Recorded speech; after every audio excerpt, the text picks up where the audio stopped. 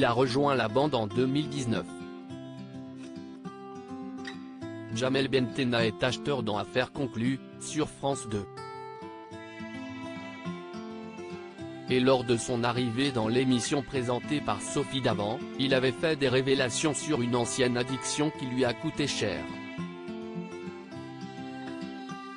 Avant d'être antiquaire brocanteur, l'époux de Séverine a eu 1000 vies. Il a tout d'abord fait une école de chaudronnier comme il l'a confié à Femme Actuelle. Mais cela ne lui a pas plu. Alors, après une journée, il a quitté la formation pour se tourner vers l'animation. Il encadrait des classes de neige et des classes vertes. Mais à l'âge de 18 ans, il a tout quitté pour l'armée.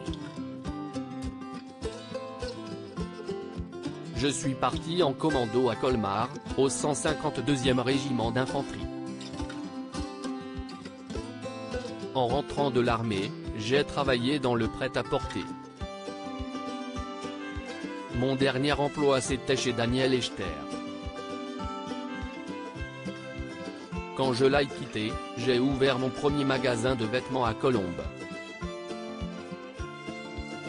CIST, un métier qui me plaisait énormément, dans lequel j'ai bien gagné ma vie.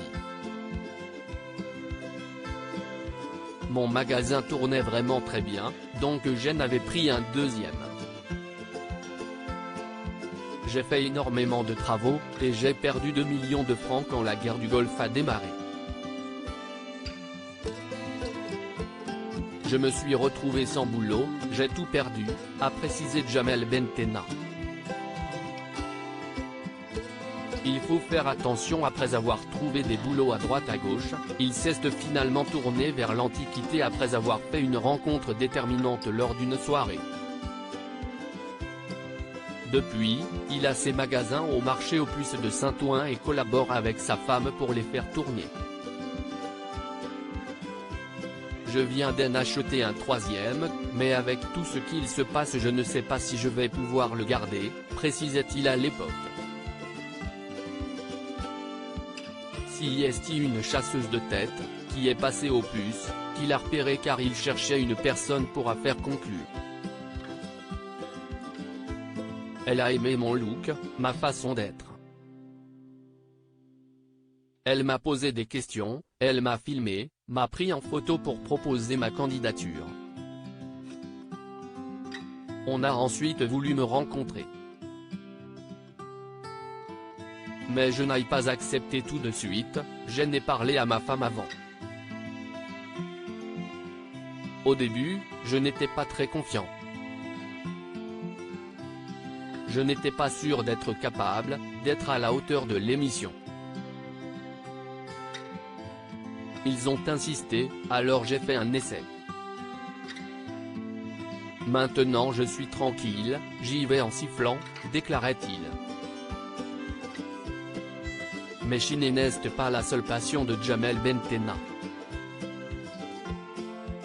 Il a avoué être un grand turfiste dans l'âme. J'ai fait mon premier ticket à 12 ans.